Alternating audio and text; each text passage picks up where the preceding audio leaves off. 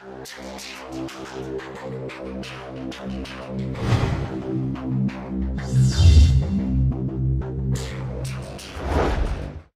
story was I talking about? That's what you call an answer, mashallah. Okay, the story of Yusuf alayhi salam can be broken up into 12 parts. If you know the story, you can easily, as it is in Surah Yusuf, you can break it up into 12 parts. I'll tell you why I'm telling you this.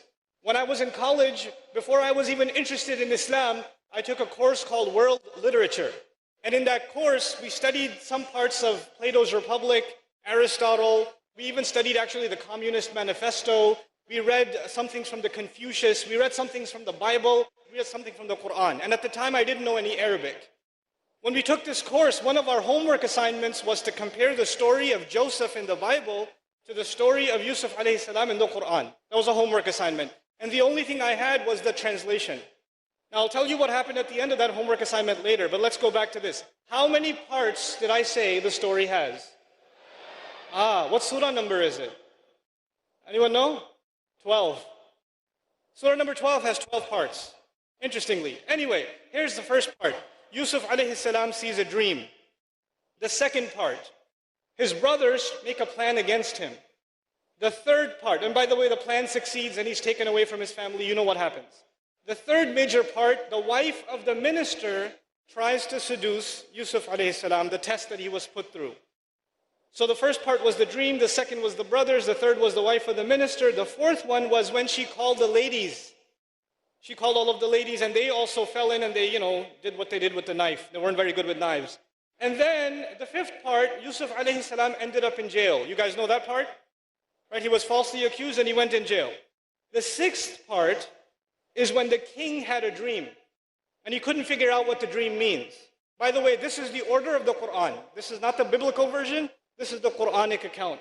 This is the order. And so the sixth part is the king sees a dream. What kind of animal did he see in the dream? Call it out loud. Huh? A cow. Very good. That's a very loud cow over there. Okay. Now, the seventh part is that the dream that he had gets interpreted by Yusuf alayhi salam. So he doesn't know what to do with the dream.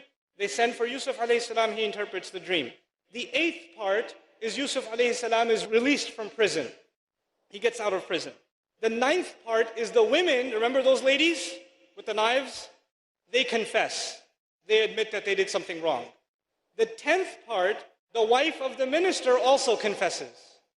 The 11th part, the brothers learn their lesson. You know the brothers who put him in the well in the beginning? Now we're in part 11 and they learned their lesson. Final part, part 12, the dream of Yusuf alayhi salam gets interpreted. Finally, he knows what the ta'wil of the ru'ya was, the interpretation of the dream was. Okay, how many parts did I say again? 12. Now listen carefully. Part 1, he sees a dream. Part 12, the dream gets interpreted. Part 2, the brothers make a scheme against him. Part 11, backwards, the brothers learn their lesson and they ask for forgiveness. Part 3, the wife of the minister tries to scheme against Yusuf.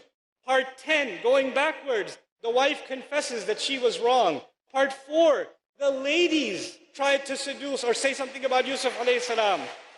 Part 9, the ladies confess.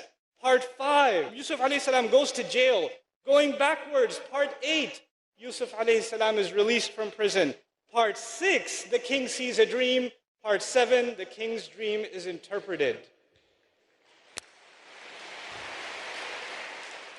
This is not a book. It was a speech. There was no editing.